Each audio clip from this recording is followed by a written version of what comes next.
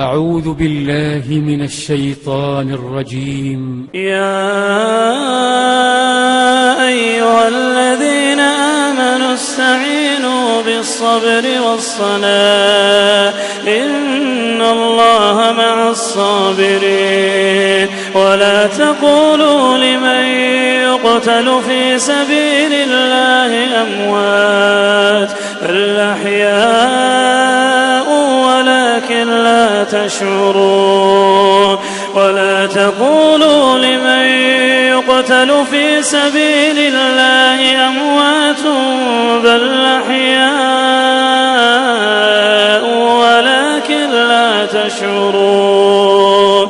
ولنبلونكم بشيء من الخوف والجوع ونقص من الأموال والأنفس والثمرات وبشر الصابرين الذين إذا أصابتهم مصيبة قالوا إنا لله وإنا إليه راجعون. أولئك عليهم صلوات من ربهم ورحمة وأولئك هم المهتدون.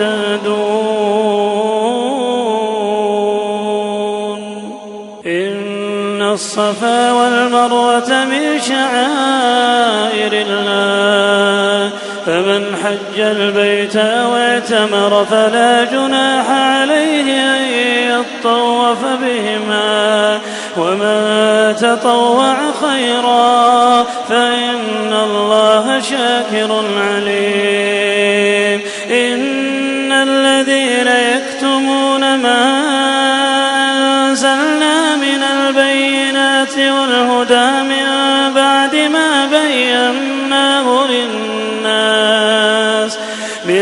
بعد ما بيناه للناس في الكتاب أولئك يلعنهم الله ويلعنهم اللاعنون إلا الذين تابوا وأصلحوا وبينوا فأولئك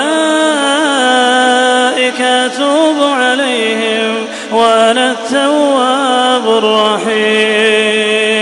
إن الذين كفروا وماتوا وهم كفار أولئك عليهم لعنة الله والملائكة والناس أجمعين خالدين فيها لا يخفف عنهم العذاب ولا هم ينظرون. وإلهكم إله واحد لا إله إلا هو الرحمن الرحيم.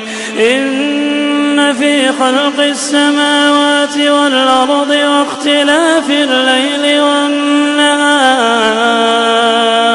والفلك التي تجري في البحر بما ينفع الناس وما أنزل الله من السماء من ماء